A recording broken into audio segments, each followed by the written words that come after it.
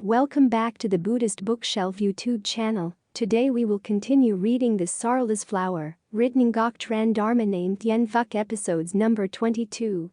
295. 6 Desire Heavens. 6 desire heavens or heavens of desires, they are still in the region of sexual desire. The 6 desire heavens are the heavens of the desire realm. The desire realm, the form realm and the formless realm are called the 3 realms. According to Buddhism, we are under the heaven of the 4 kings, which is one of the 6 desire heavens. The heaven which we can see directly is the heaven of the 4 kings, ruled by the 4 great heavenly kings. This heaven is located halfway up Mount Meru. These are heavens in which the heavenly beings are still attached to intimate relations from low to high. Owing to the cultivation of the 5 precepts and 10 good deeds, beings earn the blessing of being born in this heaven. However, these are good roots which have outflows. So it is difficult for them to end the cycle of birth and death. In the Surangama, the Buddha reminded Ananda about the 6 heavens. Although they have transcended the physical in these 6 heavens, the traces of their mind still become involved.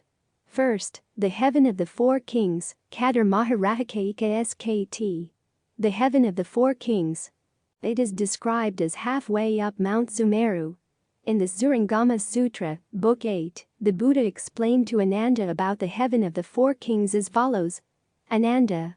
There are many people in the world who do not seek what is eternal, and who cannot renounce the kindness and love they feel for their wives, but they have no interest in deviant sexual activity, and so develop a purity and produce light.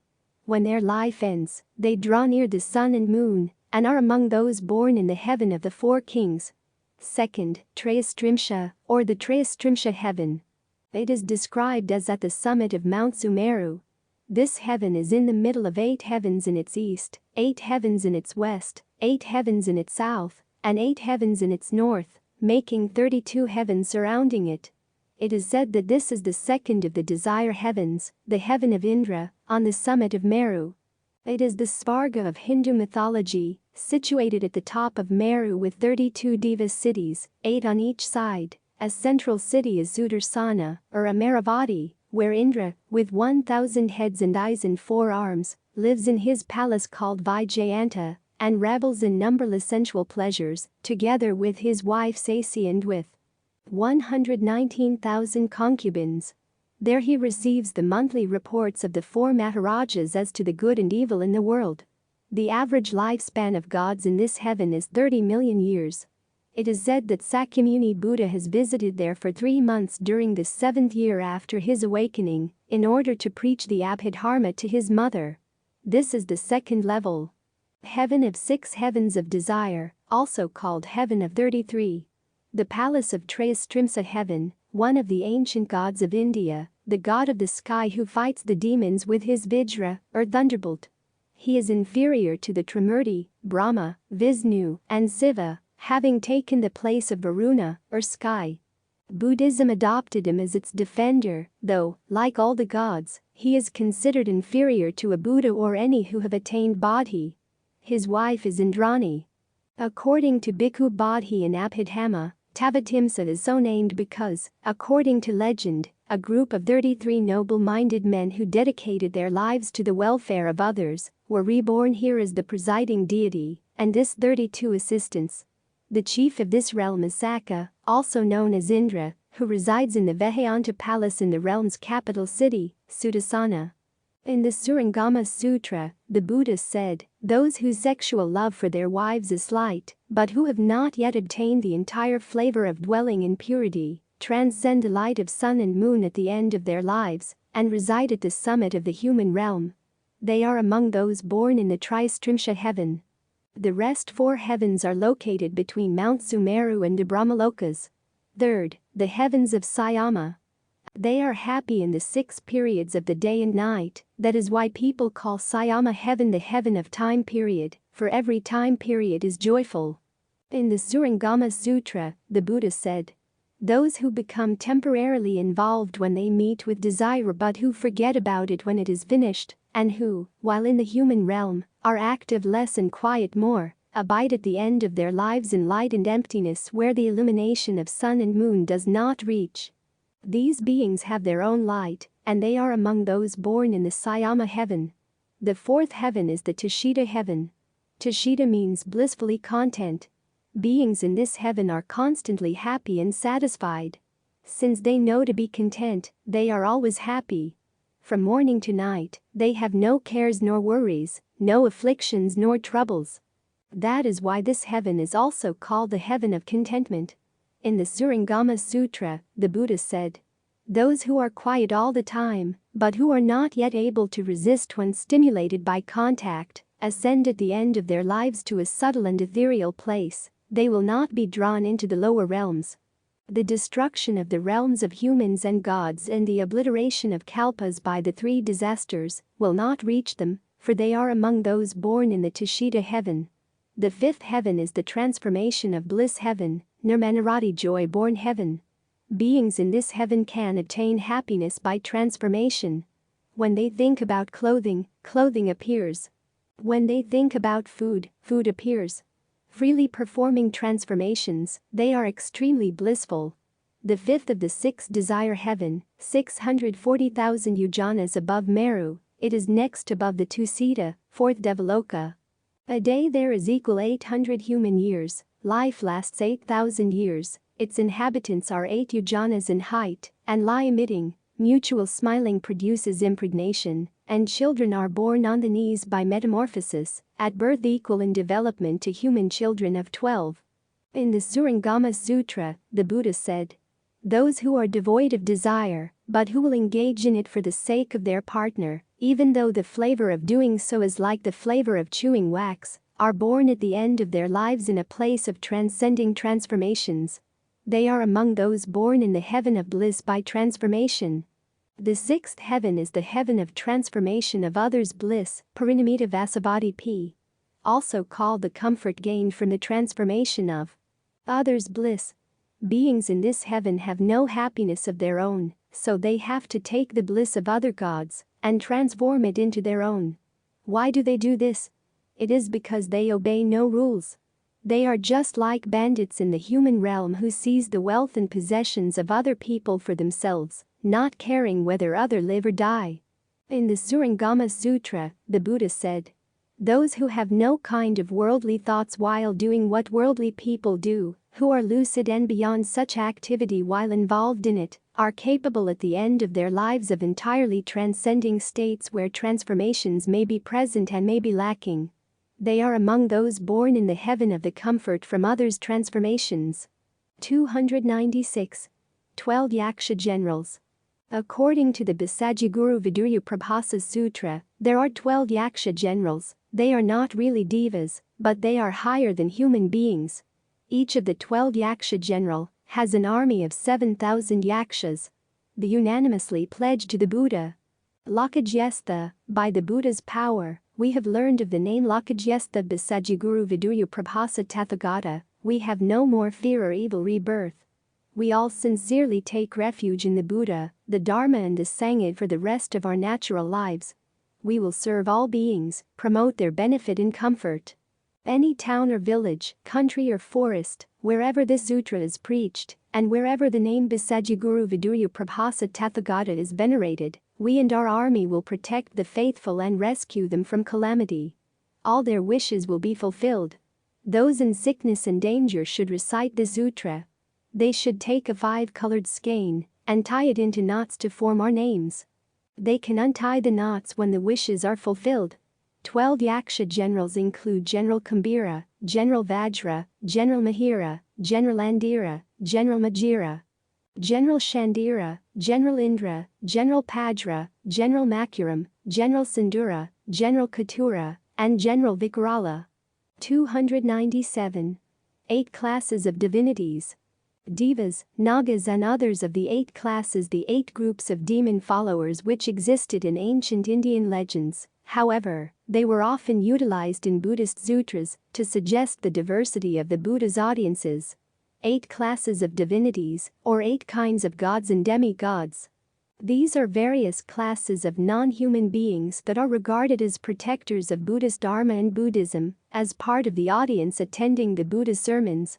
Divinities are not ordinarily visible to human eyes, However, their subtle body can be clearly seen with higher spiritual power. First, devas, gods, or angels in the heavens. Second, dragons or heavenly dragons. Dragons are regarded as beneficent, bringing the rains. As dragon, it represents the chief of the scaly reptiles. It can disappear or manifest, increase or decrease, lengthen or shrink at will. It can mount in the sky and in water, and enter the earth. In spring it mounts in the sky and in winter enters the earth. Dragon are a beneficent half-divine being, serpent or serpent demon. They supposed to have a human face with serpent-like lower extremities.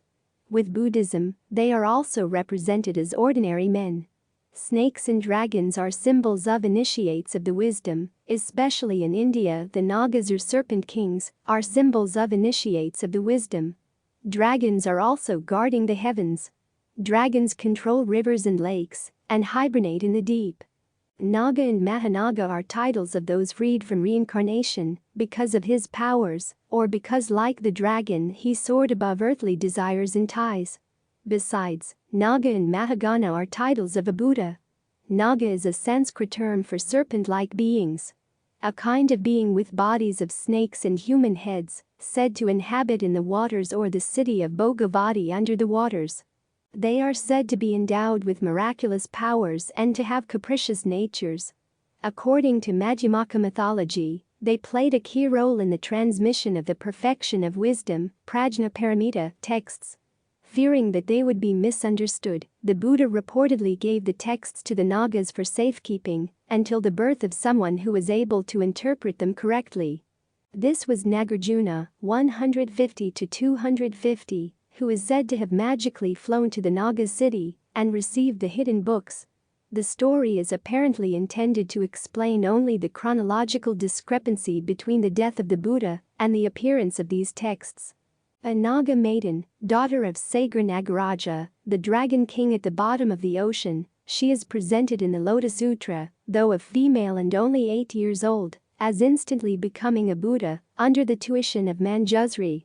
It is incredible that a girl as the daughter of the Dragon King should become perfectly enlightened in a moment, but the Buddha already certified that, and she already revealed the teaching of the great vehicle to deliver creatures from suffering.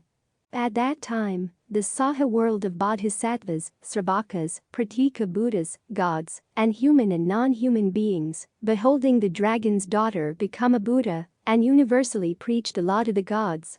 On witnessing her preach the law and become a Buddha, the whole assembly were aroused to realization and attained the stage of never sliding back into mortality, and they also received their prediction of attainment of Buddhahood. Third, Yaksas, extremely fast demons that guard heaven's gates, sometimes associated with the Tusita heaven, but usually located on the human plane, realm. This is a class of beings who live in the earth, air, lower heavens, and forests. They are endowed with supernatural powers and are sometimes beneficent, but sometimes malignant and violent. In Buddhism, Yaksas are supernatural beings, usually good without. Violent, divine in nature and possess supernatural powers, frequently mentioned in Buddhist sutras. They are often said to be present at the preaching of Buddhist sutras. This is a swift, extremely fast, powerful kind of ghost or demon, which is usually harmful, but in some cases acts as a protector of the Dharma or guardians of heaven's gates. Some defines Yaksa as a divine being of great power, or non-human who ranks between man and Gandharva, Gandhabba. In some cases, other Yaksas, mainly the females, called Yaksini, are wild demonic beings who live in solitary places and are hostile toward people, particularly those who lead a spiritual life, devourers of human flesh. They often disturb the quietness in the temple and the meditation of monks and nuns by making loud noise. There are also some extremely fast demons who guard heaven's gates. Fourth, Gandharvas, musician angels for the Kakra heaven kings. Fragrance-devouring celestial musicians. The celestial Gandharva is a deity who knows and reveals the secrets of the celestial and divine truth. Demigods who are also heavenly singers and musicians who took part in the orchestra at the banquets of the gods. They follow after women and are desirous of intercourse with them. They are also feared as evil beings. Gandharva or Gandharva Kayakas, spirits on Gandhamandala, the fragrant or incense mountains, so called because the Gandharvas do not drink wine or eat meat, but feed on incense or fragrance, and give off fragrant odors. As musicians of Indra, or in the retinue of Dhritarashtra, they are said to be the same as, or similar to, the Kinnaras. They are Dhritarashtra, associated with Soma, the moon, and with medicine. They cause ecstasy, are erotic, and the patrons of marriageable girls. The Apsaras are their wives, and both are patrons of Dysers. They live in the region of the air and the heavenly waters, and are especially associated with the Ketamarajika realm. Fifth, Asuras, war gods, or evil spirits which live on the slopes of Mount Meru, below the lowest heavenly sphere, that of the four guardian kings. The sixth class of divinities is Garudas. Garudas is a Sanskrit term for devourer or king of bird figures of mythical birds with human heads, heavenly birds with great golden wingspans of approximately 3,360,000 miles, the traditional enemies of Nagas. Dragon-devouring bird, the vehicle of Vishnu, this is a golden-winged bird, the vehicles of Vishnu, lords of the winged race and natural enemies of Nagas. This is the king of birds, with golden wings, companion of Vishnu. Garuda Raja or king of birds are used to compare with the great people, while the crow are used to compare with the wicked people. In Buddhism, the king of birds is a symbol of the Buddha. The seventh class of divinities is Kinnaras, heavenly beings with human bodies and animal heads, half horse, half men. A being resembling but not a human being. A being having the appearance of humans but possessing parts of animals. A kind of mythical celestial musician. It has a horse-like head with one horn, and a body like that of human. The males sing and the females dance. They are described as men yet not men. They are one of the 8 classes of heavenly musicians. They are also described as horned, as having crystal lutes, the females singing and dancing, and as ranking below Gandharvas. Kinnaras are mythical beings, heavenly beings, or musicians of Kuvera, with a human figure and the head of a horse, or with a horse's body and the head of a man. They are described as men yet not men.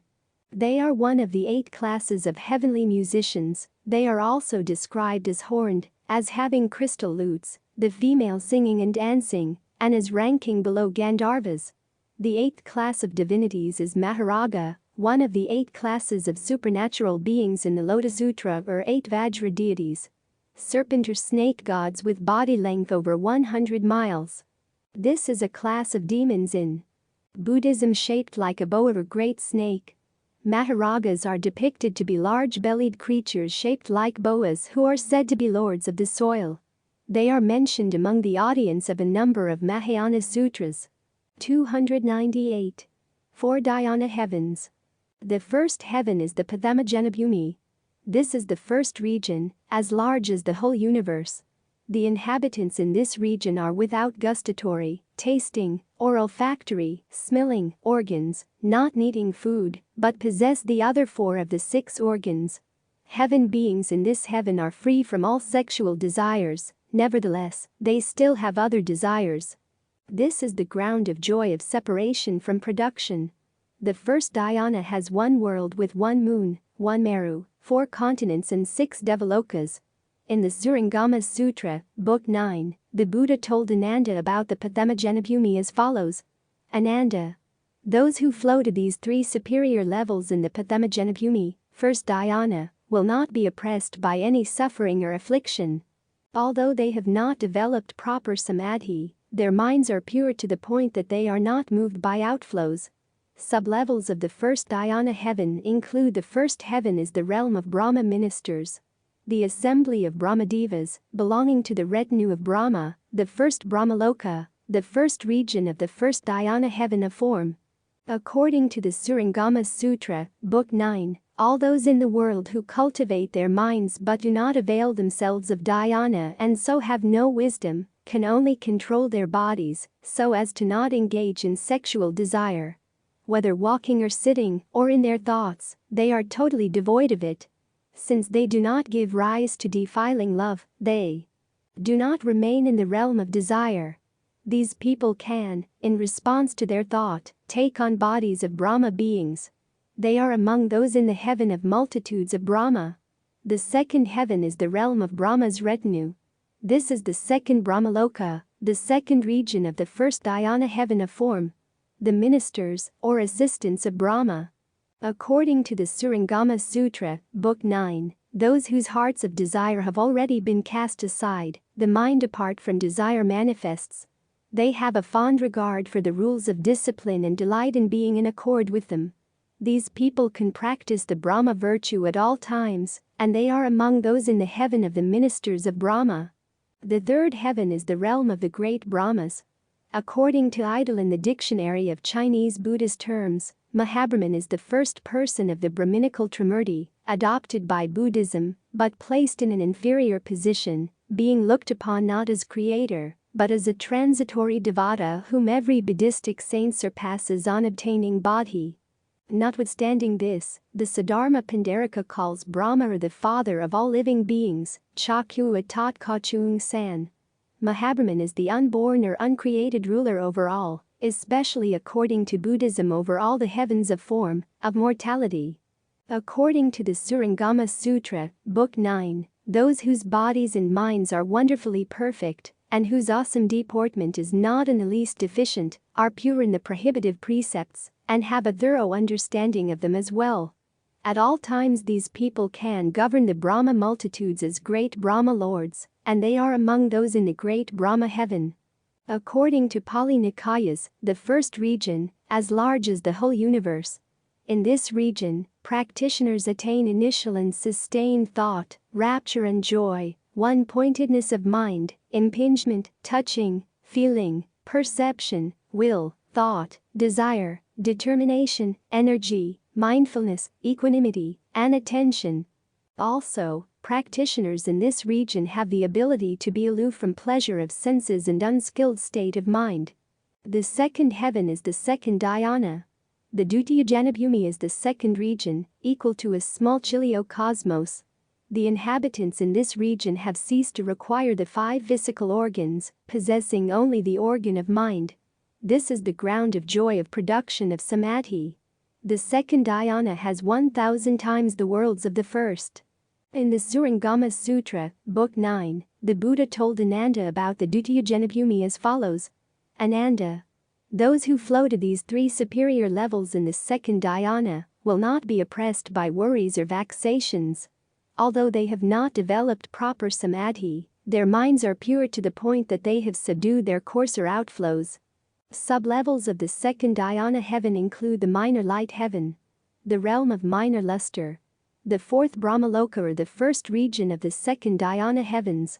In the Surangama Sutra, Book 9, those beyond the Brahma heavens gather in and govern the Brahma beings, for their Brahma conduct is perfect and fulfilled. Unmoving and with settled minds, they produce light and profound stillness, and they are among those in the heaven of lesser light. Infinite light heaven, or the heaven of boundless light, the fifth of the Brahmalokas. The realm of infinite luster. In the Surangama Sutra, Book 9, those whose lights illumine each other in an endless dazzling blaze, shine throughout the realms of the 10 directions, so that everything becomes like crystal. They are among those in the heaven of limitless light. Light and sound heaven, or the utmost light purity. The realm of the radiant Brahmas. There are no sounds heard in this heaven. When the inhabitants wish to talk, a ray of pure light comes out of the mouth, which serves as speech. In the Surangama Sutra, Book 9, those who take in and hold the light to perfection accomplish the substance of the teaching. Creating and transforming the purity into endless responses and functions, they are among those in the light sound heaven. According to Pali Nikayas, the second region, equal to a small chiliocosmos. In this region, practitioners attain inward tranquility, rapture, joy, one-pointed of mind, touching, feeling, equanimity and attention. Also, practitioners in this region have the ability to annihilate initial and discursive thought. The third heaven is the Titiya Janabhumi. This is the third region, equal to a middling chiliocosmos. The inhabitants in this region still have the organ of mind or receptive of great joy. This is the ground of wonderful bliss and cessation of thought. The third has 1,000 times the worlds of the second. In the Surangama Sutra, Book 9, the Buddha told Ananda about the third dhyana as follows. Ananda, those who flow to these three superior levels in the third dhyana will be replete with great compliance. Their bodies and minds are at peace, and they obtain limitless bliss. Although they have not obtained proper samadhi, the joy within the tranquility of their minds is total. Sublevels of the third dhyana heaven include minor purity, the first and smallest heaven, Brahmaloka, in the third dhyana region of form, the realm of the Brahmas of minor aura. In the Surangama Sutra, Book 9, heavenly beings for whom the perfection of light has become sound and who further open out the sound to disclose its wonder, discover a subtler level of practice. They penetrate to the bliss of still extinction and are among those in the heaven of lesser purity. Boundless purity, or infinite purity, the second of the heaven in the third dhyana heavens of form, the realm of the Brahmas of infinite aura. In the Surangama Sutra, Book 9, those in whom the emptiness of purity manifests are led to discover its boundlessness. Their bodies and minds experience light ease, and they accomplish the bliss of still extinction. They are among those in the heaven of limitless purity. Universal Purity Diva, or the heaven of universal purity, the third of the third dhyana heavens, the realm of the Brahmas of steady aura. In the Surangama Sutra, Book 9, those for whom the world, the body, and the mind are all perfectly pure, have accomplished the virtue of purity, and a superior level emerges. They return to the bliss of still extinction, and they are among those in the heaven of pervasive purity. According to Pali Nikayas, the third region, equal to a middling chiliakosmos in this region, practitioners attain equanimity, joy, mindfulness, clear consciousness, one-pointedness, impingement, touching, feeling, perception, will, thought, desire, determination, energy, mindfulness, equanimity, and attention. Also, practitioners in this region have the ability to fade out of rapture, dwelling with equanimity. The fourth heaven is the fourth dhyana heaven. The fourth region, equal to a great Chilaya cosmos. The inhabitants in this region still have mind. This is the ground of purity and renunciation of thought. The fourth dhyana has 1,000 times those of the third. In the Surangama Sutra, Book 9, the Buddha told Ananda about the fourth dhyana as follows. Ananda, those who flow to these four superior levels in the fourth dhyana will not be moved by any suffering or bliss in any world. Although this is not the unconditioned or the true ground of non-moving, because they still have the thought of obtaining something, their functioning is nonetheless quite advanced. Sublevels of the fourth dhyana heaven include felicitous birth heaven. In the Surangama Sutra, Book 9, heavenly beings whose bodies and minds are not oppressed, put an end to the cause of suffering, and realize that bliss is not permanent, that sooner or later it will come to an end. Suddenly they simultaneously renounce both thoughts of suffering and thoughts of bliss. Their coarse and heavy thoughts are extinguished, and they give rise to the nature of purity and blessing. They are among those in the heaven of the birth of blessing. No cloud or blessed love heaven. In the Surangama Sutra, Book 9, those whose renunciation of these thoughts is in perfect fusion, gain a purity of superior understanding. Within these unimpeded blessings they attain a wonderful compliance that extends to the bounds of the future. They are among those in the blessed love heaven. Large fruitage are the realm of the Brahmas of great reward. In the Surangama Sutra, Book 9, from the blessed love heaven, there are two ways to go. The first way is the abundant fruit heaven, and the second way is the no-thought heaven. Those who extend the previous thought into limitless pure light, and who perfect and clarify their blessings in virtue, cultivate and are certified to one of these dwellings. They are among those in the abundant fruit heaven. No vexations, or free of trouble, the 13th Brahmaloka, the 5th region of the 4th dhyana. No heat, without heat or affliction, the 2nd of the 5 pure dwelling heavens, in the 4th dhyana heaven. Beautiful to see or good to see heaven. Beautiful appearing or the beautiful realm. Heaven of beautiful presentation, the 3rd heaven in the 5 pure dwelling heavens. The highest heaven of form or the highest of the material heavens. Akanishta literally means not the least or not the smallest, and the heaven so designated is regarded as situated at the highest end of the Rupadhatu or Rupaloka, the world of form. According to Dr. Unrai Wagaharan and Mahavyutpati, page 306, Aka must have been originally a Ga, and a Ga ordinarily means evil or pain, but Buddhists understood it in the sense of form, perhaps because pain is inevitable accompaniment of form. Hence the Chinese Akanishta means limit or end of form. The heaven above thought or no thought heaven. In the Surangama Sutra, Book 9, from the blessed love heaven, there are two ways to go. Those who extend the previous thought into a dislike of both suffering and bliss, so that the intensity of their thought to renounce them continues without cease, will end up by totally renouncing the way. Their bodies and minds will become extinct, their thoughts will become like dead ashes. For 500 eons these beings will perpetuate the cause for production and extinction, being unable to discover the nature which is neither produced nor extinguished. During the first half of these eons they will undergo extinction, during the second half they will experience production. They are among those in the heaven of no thought.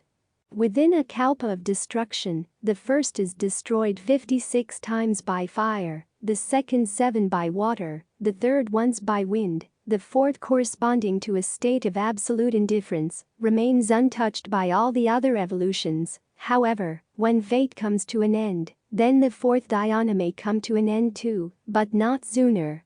According to Pali Nikayas, the fourth region, equal to a great Chalaya cosmos.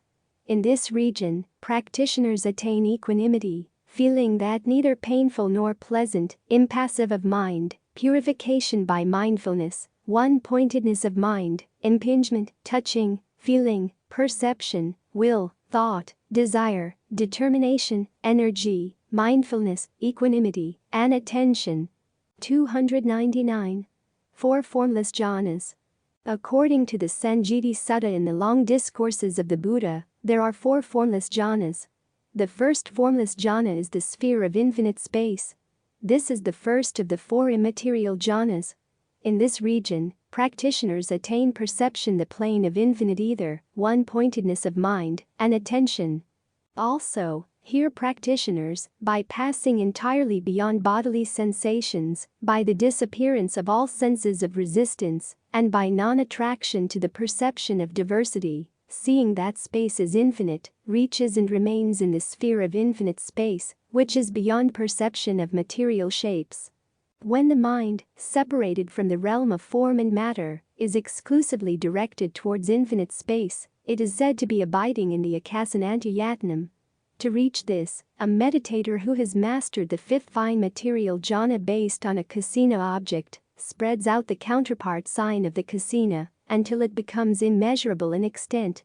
He removes the kasina by attending only to the space it pervaded, contemplating it as infinite space. The expression base of infinite space, strictly speaking, refers to the concept of infinite space, which serves as the object of the first immaterial sphere consciousness. This is the state or heaven of boundless space, where the mind becomes void and vast like space. Existence in this stage may last 20,000 great kalpas. The second formless jhana is the sphere of infinite consciousness. In this region, practitioners attain perception, the plane of infinite consciousness, one-pointedness of mind, impingement, feeling, equanimity and attention. Also, here practitioners, passing entirely beyond the sphere of infinite space, seeing that consciousness is infinite, he reaches and remains in the sphere of infinite consciousness, which is beyond the plane of infinite ether. After attaining the state of the base of infinite space, meditator continues to concentrate on this state of infinite space until he takes as object the consciousness of the base of infinite space and contemplates it as infinite consciousness until the second immaterial absorption arises. Or when the mind going beyond infinite space is concentrated on the infinitude of consciousness, it is said to be abiding in the Vijnanananta. This is the state or heaven of boundless knowledge, where the powers of perception and understanding are unlimited. Existence in this stage may last 40,000 great kalpas. The third formless jhana is the sphere of no thingness. In this region, practitioners attain perception, the plane of nothing, one-pointedness of mind, impingement, feeling, equanimity and attention. Also, Here practitioners, by passing entirely beyond the sphere of infinite consciousness, seeing that there is nothing, he reaches and remains in the sphere of no-thingness, which is beyond the plane of infinite consciousness. The third immaterial attainment has its object the present non-existence or voidness. Meditators must give attention to the absence of that consciousness in the second immaterial sphere consciousness.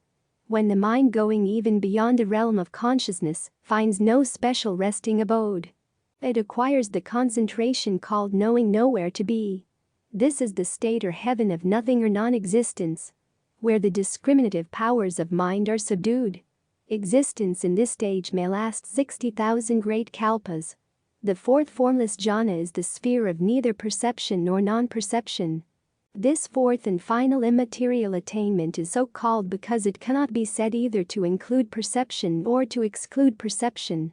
The nature of this concentration is neither in the sphere of mental activities nor out of it. This is the state or heaven of neither thinking nor not thinking, which may resemble a state of intuition. The realm of consciousness or knowledge without thought is reached, intuitive wisdom. Existence in this stage may last to 80,000 great kalpas. In this region, practitioners attain the plane of neither perception nor non-perception, mindfulness. They emerged from the attainment, they regard those things that are past, stopped and changed. Also, here practitioners, by passing entirely beyond the sphere of no-thingness, he reaches and remains in the sphere of neither perception nor non-perception, which is beyond the plane of nothingness. In the Surangama Sutra, Book 9, the Buddha told Ananda about the four formless jhanas as follows. Ananda, from the summit of the form realm, there are two roads. Those who are intent upon renunciation discover wisdom. The light of their wisdom becomes perfect and penetrating, so that they can transcend the defiling realms, accomplish aratship, and enter the bodhisattva vehicle. They are among those called great arats who have turned their minds around. Heaven of the station of boundless emptiness, those who dwell in the thought of renunciation and who succeed in renunciation and rejection, realize that their bodies are an obstacle. If they thereupon obliterate the obstacle and enter into emptiness, they are among those at the station of emptiness. Heaven of the station of boundless consciousness. For those who have eradicated all obstacles, there is neither obstruction nor extinction. Then there remains only the alaya consciousness and half of the subtle functions of the manas. These beings are among those at the station of boundless consciousness. Heaven of the station of nothing whatsoever. Those who have already done away with emptiness and form eradicate the conscious mind as well. In the extensive tranquility of the 10 directions is nowhere at all to go. These beings are among those at the station of nothing whatsoever. Heaven of the station of neither thought nor non-thought. When the nature of their consciousness does not move, within extinction they exhaustively investigate. Within the endless they discern the end of the nature. It is as if were there and yet not there, as if it were ended and yet not ended. They are among those at the station of neither thought nor non-thought. 300. 4 heavenly kings. There are 4 demonic-looking figures, Deva kings in the first lowest Devaloka, 2 Thien Phuc. According to the myth, they dwell on the world mountain Meru, and are guardians of the 4 quarters of the world in the Buddha teaching. They fight against evil and protect places where goodness is taught. These are 4 heavenly, guardian, kings, or lords of the 4 quarters, who serve Indra as his generals, and rule over the 4 continents surrounding Mount Sumeru. The world we are residing now is under the heaven of the 4 kings, and the heaven which we can see directly is the heaven of the 4 kings. First, Dhritarashtra, Dadaratha P., Eastern Heaven King, a deva who rules over the Gandhabas and keeps his kingdom, white color. The celestial musicians. Second, Viradhaka, Viralhaka P., Southern Heaven King who presides over the Kambandhas. Deva of increase and growth, blue color, the Namak caretakers of forests, mountains, and hidden treasures. Third, Virapaksa, Virapaka P., the broad-eyed, ugly-eyed Deva, perhaps a form of Siva. Western Heaven King, red color, who rules over the Nagas, demigods in the form of dragons, Nung Vo Trui Long Vung. Fourth, Vaisravana or Dinata, Vesavana P., a form of Kuvera, a god of wealth. A deva who hears much and is well versed. Northern Heaven King, yellow color, ruler of the Yakas or spirits. 301. 10 good actions in Diva Gauti. According to the Mahayana Buddhism, there are 10 meritorious deeds, or the 10 paths of good action. First, to abstain from killing, but releasing beings is good. Second, to abstain from stealing, but giving is good. Third, to abstain from sexual misconduct, but being virtuous is good. Fourth, to abstain from lying, but telling the truth is good. Fifth, to abstain from speaking double-tongued, two-faced speech, but telling the truth is good. Sixth, to abstain from hurtful words, abusive slander, but speaking loving words is good. Seventh, to abstain from useless gossiping, but speaking useful words. Eighth, to abstain from being greedy and covetous. Ninth, to abstain from being angry, but being gentle is good. 10th, to abstain from being attached, devoted to wrong views, but understand correctly is good. According to the Vimalakirti Sutra, Chapter 10, the Buddha of the Fragrant Land, Vimalakirti said to bodhisattvas of the fragrant land as follows: as you have said, the bodhisattvas of this world have strong compassion, and their lifelong works of salvation for all living beings surpass those done in other pure lands during hundreds and thousands of eons. Why? Because they achieved 10 excellent deeds which are not required in other pure lands. What are these 10 excellent deeds? They are: using charity, dana, to succor the poor; using precept-keeping, sila, to help those who have broken the commandments; using patient endurance, ksanti, to subdue their anger; using zeal and devotion, virya, to cure their remissness; using serenity, dhyana, to stop their confused thoughts; using wisdom, prajna, to wipe out ignorance, putting an end to the 8 distressful conditions for those suffering from them; teaching Mahayana to those who cling to Hinayana, cultivation of good roots for those in want of merits; and using the 4 bodhisattva winning devices for the purpose of leading all living beings to their goals in bodhisattva development. According to Hinayana Buddhism, according to Most Venerable Narada, there are 10 kinds of good karma or meritorious actions which may ripen in the sense sphere. Generosity or charity, which yields wealth; morality gives birth in noble families and in states of happiness; meditation gives birth in realms of form and formless realms; reverence is the cause of noble parentage; service produces larger retinue; transference of merit acts as a cause to give in abundance in future births; rejoicing in others' merit is productive of joy wherever one is born. Rejoicing in others' merit is also getting praise to oneself. Hearing the Dhamma is conductive to wisdom. Expounding the Dhamma is also conducive to wisdom. Taking the 3 refuges results in the destruction of passions. Straightening one's own views and mindfulness is conducive to diverse forms of happiness. 302. The way. Marga means the way. However, according to Buddhism, Marga means the doctrine of the path that leads to the extinction of passion, the way that procures cessation of passion. In Buddhism, once talking about Marga, people usually think about the Noble Truths and the Noble Path. The Noble Truths is the 4th of the 4 dogmas. The Noble Path is the 8 holy or correct ways, or gates out of suffering into nirvana. In Buddhism, Marga is described as the cause of liberation, and Bodhi is its result. Marga is a Sanskrit term for path in Buddhist practice that leads to liberation from cyclic existence. According to the sutra in 42 sections, Chapter 2, the Buddha said, "The path of sramanas who have left the home life renounce love, cut, uproot, desire and recognize the source of their minds. They penetrate the Buddha's wonderful dharmas and awaken to unconditioned dharmas. They do not seek to obtain anything internal, nor do they seek anything external. Their minds are not bound by the way, nor are they tied up in karma. They are without thoughts and without actions. They neither cultivate nor achieve, certify. They do not need to pass through the various stages, and yet are respected and revered. This is what is meant by the way." Cultivators who decide to follow the Buddha's footstep always think about the paths that lead to liberation. The first path is the path of accumulation, Sambhara Marga Skt. This is the first of the 5 paths delineated in Buddhist meditation theory, during which one amasses, Tijtru, 2 collections. 1. The collection of merit, Punya Sambhara, involves cultivating virtuous deeds and attitudes, which produce corresponding positive karmic results. And 2. The collection of wisdom, Jnana Sambhara, involves cultivating meditation in order to obtain wisdom for the benefit of other sentient beings.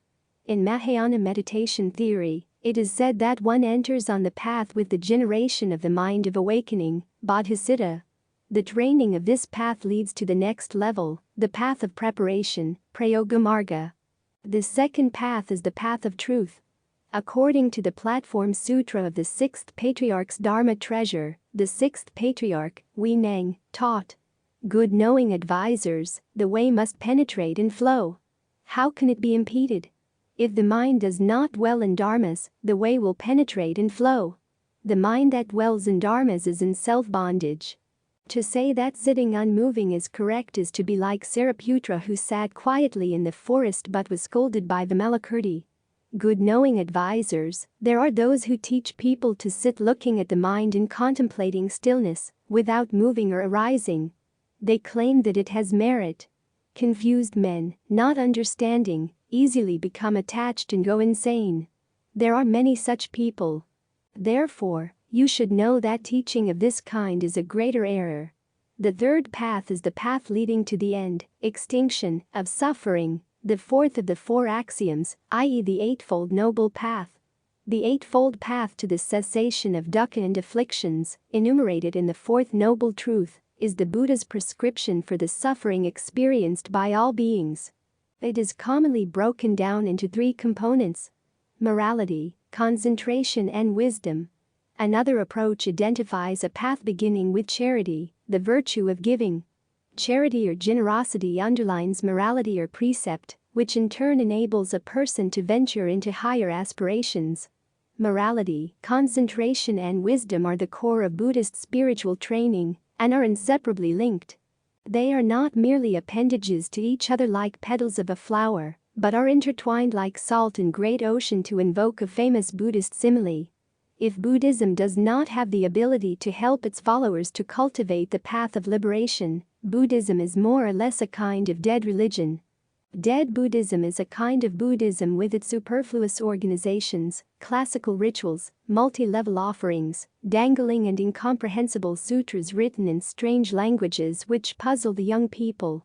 In their view, the Buddhist pagoda is a nursing home, a place especially reserved for the elderly, those who lack self-confidence or who are superstitious.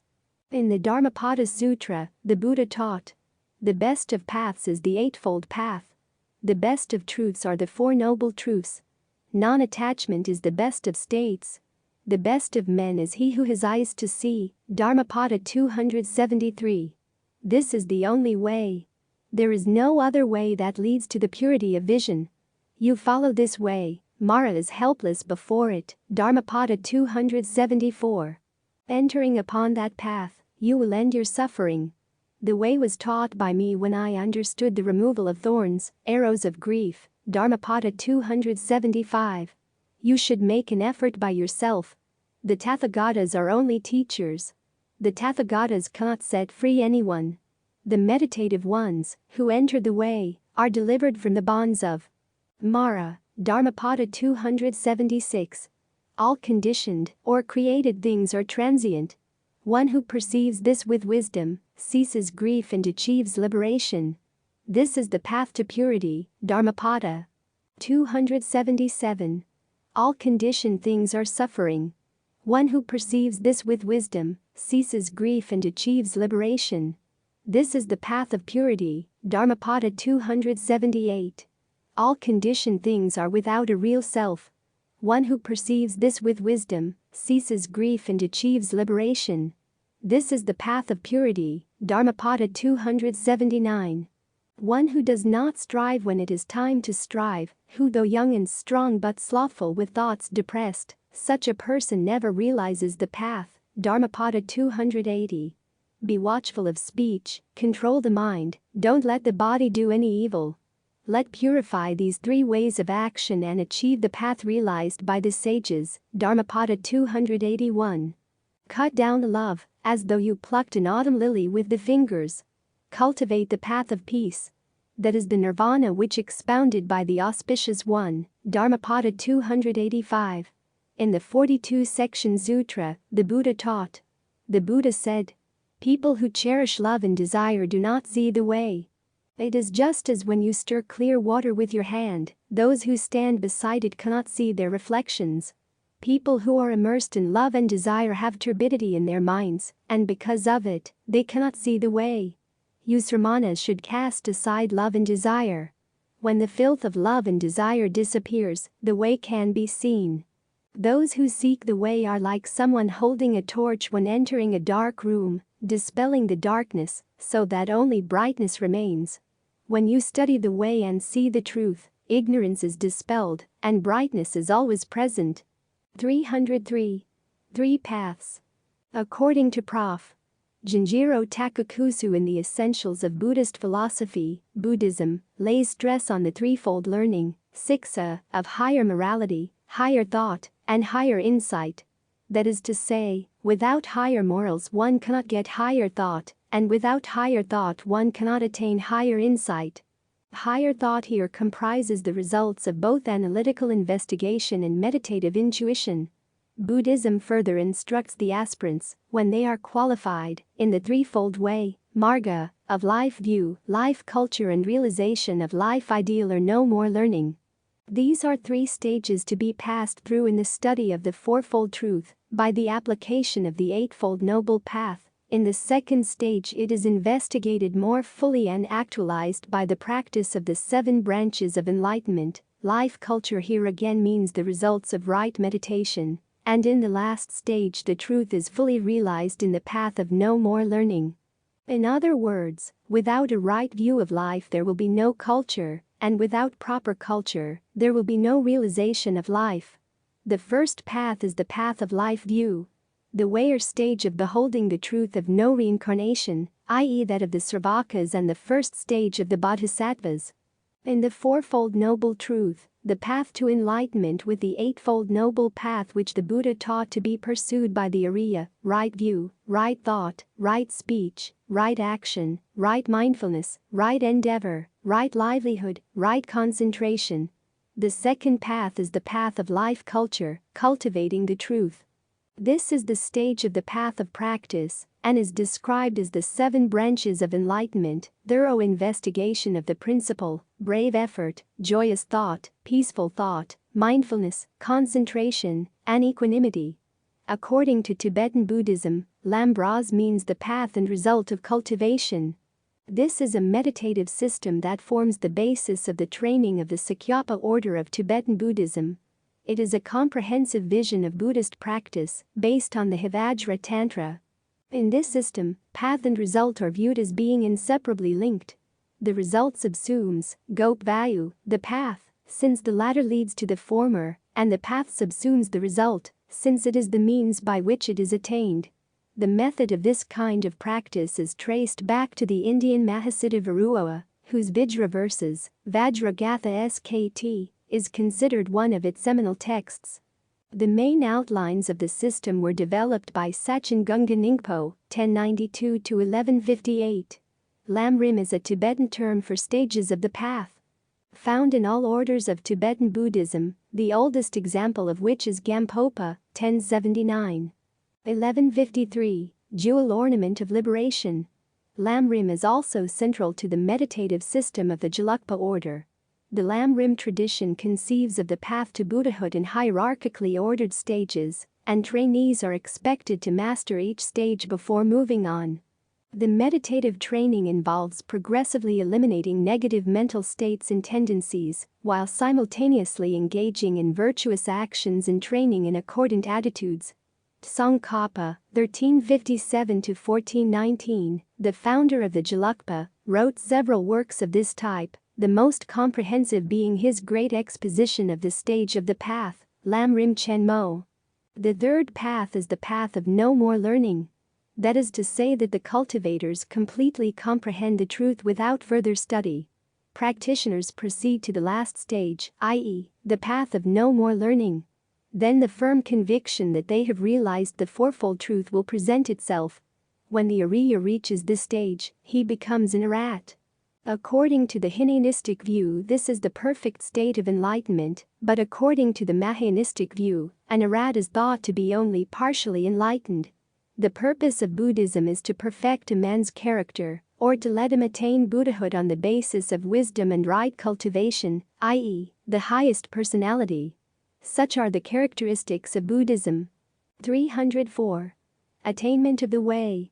According to the sixth patriarch Hui Neng, the attainment of the Tao does not involve a continuous movement from error to truth, or from ignorance to enlightenment. Nowadays, all Zen masters agree with the patriarch and proclaim that there is no enlightenment whatever which you can claim to have attained.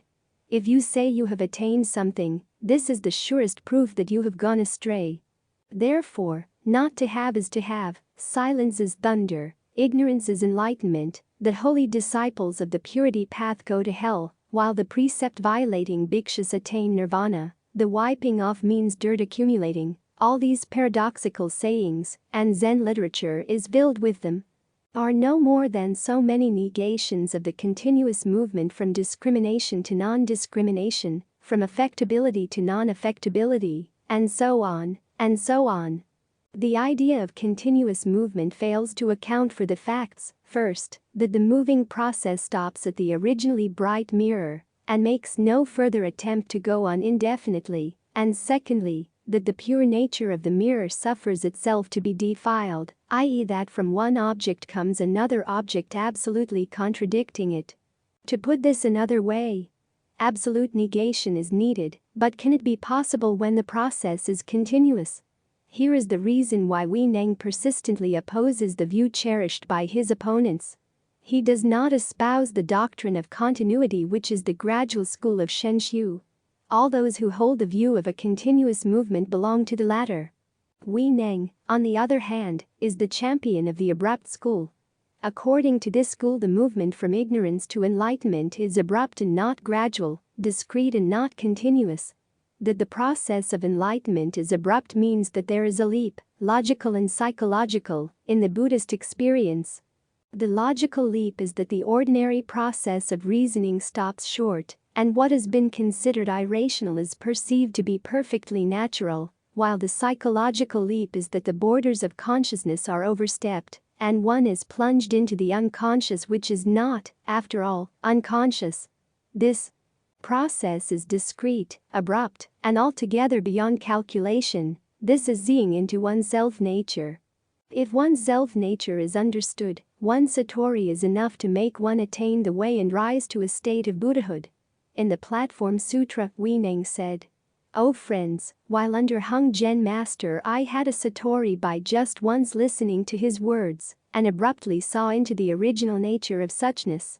This is the reason why I wish to see this teaching propagated, so that seekers of the truth may also be abruptly have an insight into Bodhi, see each by himself what his mind is, what original nature is. All the Buddhas of the past, present, and future, and all the sutras belonging to the 12 divisions, are in the self-nature of each individual.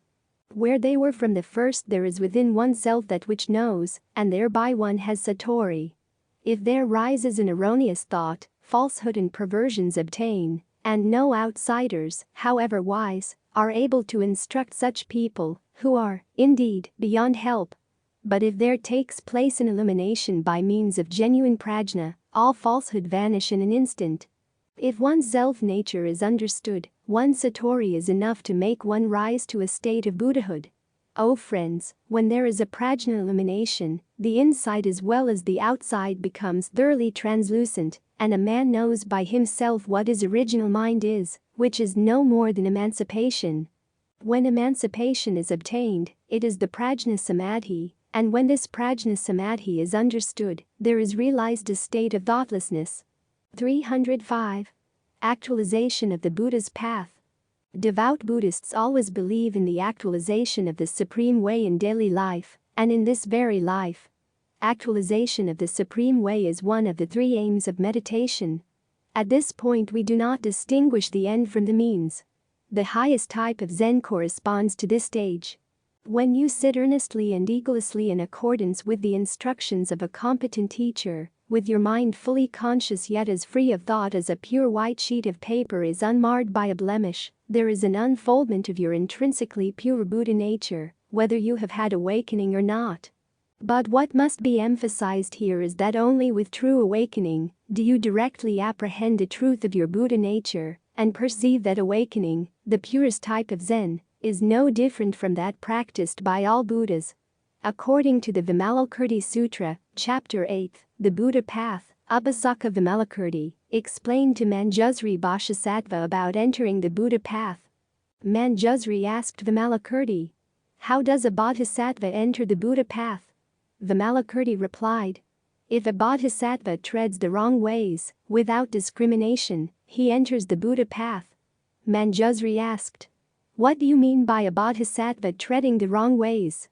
Vimalakirti replied, "In his work of salvation, if a bodhisattva is free from irritation and anger, while appearing in the fivefold uninterrupted hell, is free from the stain of sins while appearing in other hells, is free from ignorance, arrogance and pride, while appearing in the world of animals, is adorned with full merits while appearing in the world of hungry ghosts, does not show his superiority while appearing in the heavenly worlds of form and beyond form, is immune from defilements while appearing in the world of desire, is free from anger while appearing as if he were resentful, uses wisdom to control his mind while appearing to be stupid, appears as if he were greedy but gives away all his outer, i.e. money and worldly, and inner, i.e. bodily, possessions without the least regret for his own life, appears as if he broke the prohibitions while delighting in pure living, and being apprehensive of committing even a minor fault,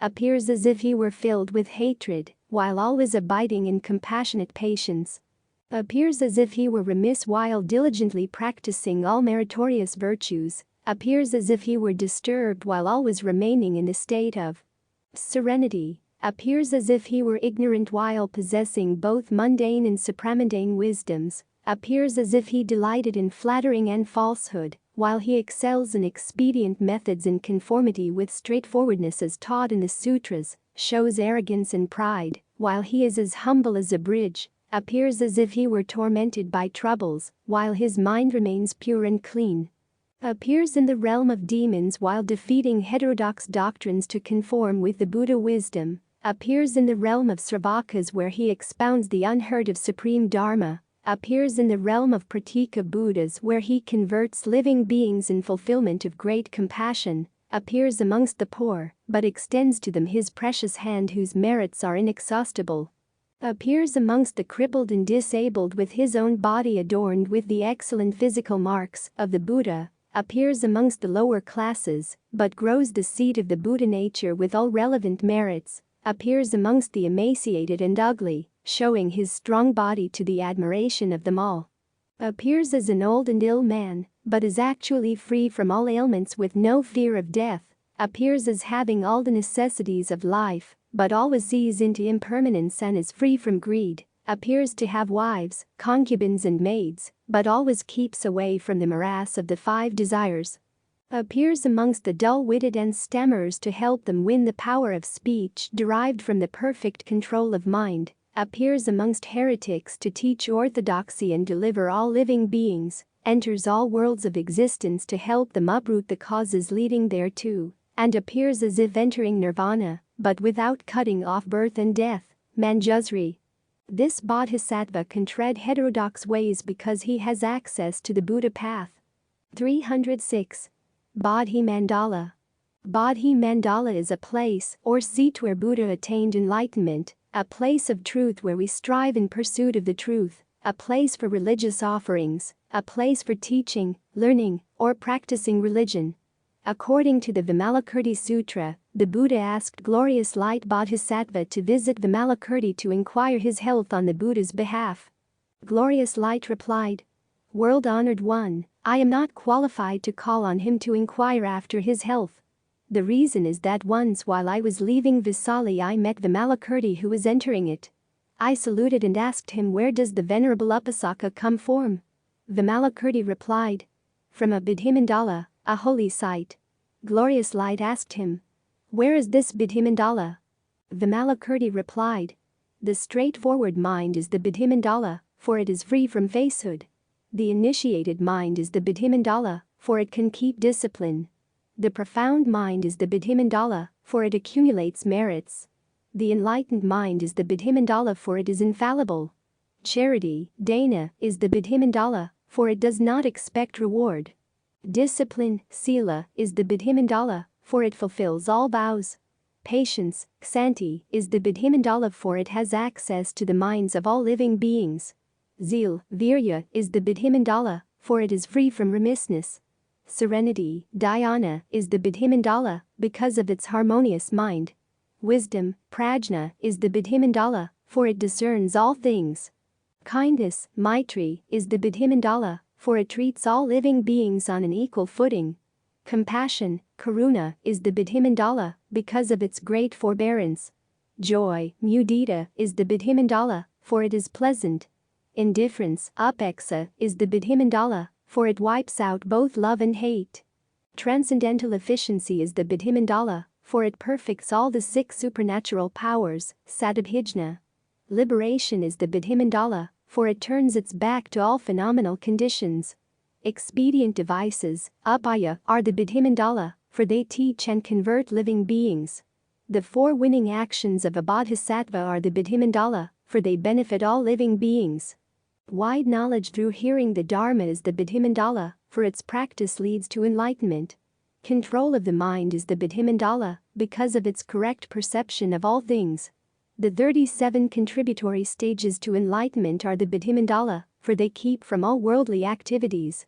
The 4 noble truths are the Buddhamandala, because they do not deceive.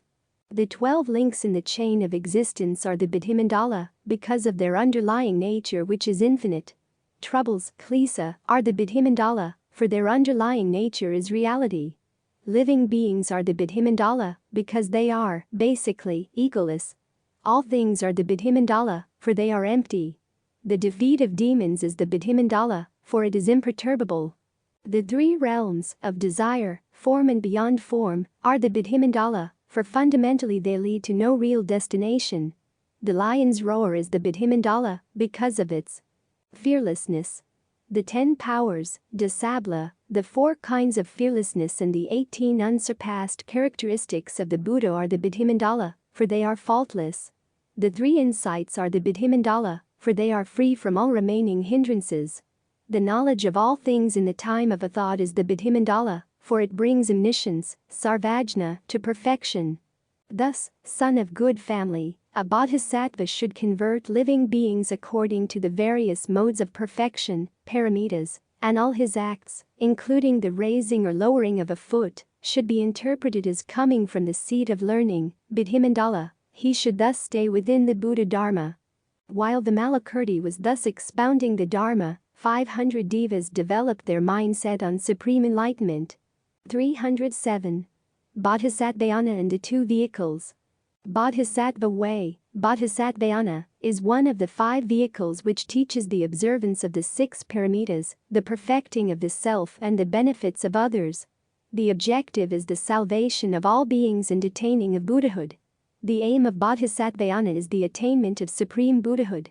Therefore, it is also called the Buddhayana or Tathagatayana. Everyone knows that the 3 realms are like a burning house, there is no peace within them. Yet we linger in the burning house, not at all scared, and not wishing to leave it, even though we know that it contains nothing but sufferings.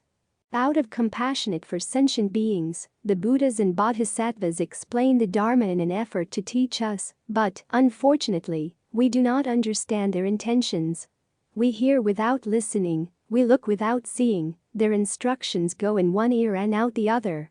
We prefer to go on living in a stupor and dreaming our lives away, just like walking corpses or a speakable skin bag. Though we may say we are cultivating with our mouth, but our body and mind are still wandering around to create karmas, and we are not seeking the path of true enlightenment.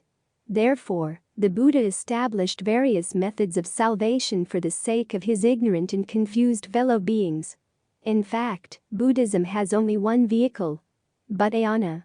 In the Lankavatara Sutra, the Buddha reminded Mahamati, "O Mahamati, the distinction between the bodhisattva and the two vehicles is emphasized, as the latter are unable to go up further than the sixth stage where they enter into nirvana. At the seventh stage, the bodhisattva goes through an altogether new spiritual experience known as anubhagakarya, which may be rendered a purposeless life.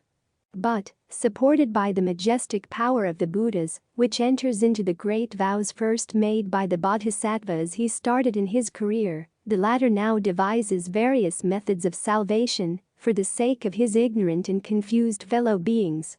But from the absolute point of view of the ultimate truth in the Lankavatara Sutra, attained by the bodhisattva, there is no such graded course of spirituality in his life, for here is really no gradation, krama, no continuous ascension, kramanyasandi, but the truth, Dharma, alone, which is imageless, nirabhasa, and detached altogether from discrimination. According to the Essays in Zen Buddhism, Book 3, there are 20 differences between Sravakas and Bodhisattvas. First, because the stock of merit is not the same. Second, because the Sravakas have not seen and disciplined themselves in the virtues of the Buddha. Third, because Sravakas have not approved the notion that the universe is filled with Buddha lands in all the 10 directions where there is a fine array of all Buddhas. Fourth, because Sravakas have not given praise to the various wonderful manifestations put forward by the Buddhas. Fifth, because Sravakas have not awakened a desire after supreme enlightenment attainable in the midst of transmigration. Sixth, because Sravakas have not induced others to cherish the desire after supreme enlightenment.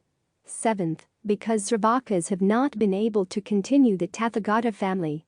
Eighth, because Sravakas have not taken all beings under their protection. Ninth, because Sravakas have not advised others to practice the paramitas of the Bodhisattva. 10th, because while yet in the transmigration of birth and death, Sravakas have not persuaded others to seek for the most exalted wisdom. 11th, because Sravakas have not disciplined themselves in all the stock of merit from which issues all knowledge. 12th, because Sravakas have not perfected all the stock of merit, which makes the appearance of the Buddha possible. 13th, because Sravakas have not added the enhancement of the Buddha land by seeking for the knowledge of transformation. 14th, because Sravakas have not entered into the realm which is surveyed by the Bodhisattva. 15th, because Sravakas have not sought the stock of merit which produces an incomparable insight going beyond this world. 16th, because Sravakas have not made any of the vows constituting Bodhisattvahood. 17th, because Sravakas have not conformed themselves to all that is the product of the Tathagata's sustaining power. 18th, because Sravakas have not realized that all things are like Maya and the Bodhisattvas are like a dream. 19th, both Sravakas have not attained the most exhilarating excitements, pradivega vivardhana, of the Bodhisattva. 20th, because Sravakas have not realized all these spiritual states belonging to the wisdom of Samantabhadra, to which Sravakas and Pratyekabuddhas are strangers. According to Buddhism, the realization of sainthood is only the realization of different levels of consciousness. The distinction between the enlightened and the unenlightened is made on the basis of the respective levels of consciousness. A person whose mind is undisciplined and untamed is the state of suffering. On the contrary, a person whose mind is disciplined and tamed is in the state of ultimate peace in nirvana. Moreover, according to the Mahayana Buddhism, anyone who gained direct intuitive realization of emptiness, or the ultimate nature of reality, is said to be a saint, and anyone who has not gained that realization is called an ordinary person. Life of an ordinary person is very much within the context of desire and attachment. Even people who have transcended desire and attachment to objects and immediate perception and to physical sensations, but are still attached to the inner states of joy or bliss, or states of equanimity, are still considered ordinary people. In short, Buddhism believes that when we are still attached to anything, even though this is the subtlest attachment towards equanimity that leads to the formless realms, we are still considered ordinary people. While Bodhisattvas have 10 stages of the development into a Buddha, Sravakas and Pratyekabuddhas also have 10 stages of the development into a Buddha. Bodhisattva's 10 stages include the dry or unfertilized stage of wisdom, unfertilized by Buddha truth, or worldly wisdom, the embryo stage of the nature of Buddha truth, the stage of patient endurances, the stage of freedom from wrong views, the stage of freedom from the first 6 of 9 delusions in practice, the stage of freedom from the remaining worldly desires, the stage of an erudite, the stage of complete discrimination in regard to wrong views and thoughts, Pratyekabuddhahood, Bodhisattvahood, and Buddhahood.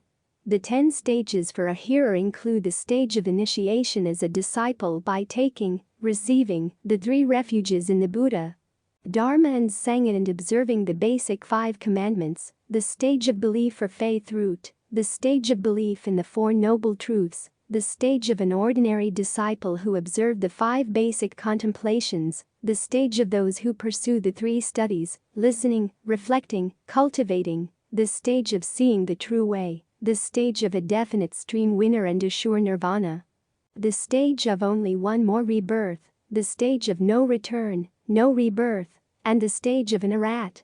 Besides, there are also the 10 stages of the Pratyekabuddha, the stage of perfect asceticism, the stage of mastery of the 12 links of causation, the stage of the 4 noble truths, the stage of deeper knowledge, the stage of the Eightfold Noble Path, the stage of the 3 realms, the stage of the nirvana, the stage of the 6 supernatural powers, the stage of arrival at the intuitive state, and the stage of mastery of the remaining influences of former habits. This is the end of this video. If you're enjoying and benefit from this video and want to see more awesome content like this, please consider hitting that subscribe button below. It's the best way to stay updated with all of our latest videos. And if you found this video beneficial, don't forget to give it a thumbs up and share it with your friends and family. Your support means the world to us, and it helps our channel grow. Thank you for being part of our incredible community. Together, we can make this channel even more fantastic. Stay tuned for more beneficial content coming your way. Thank you.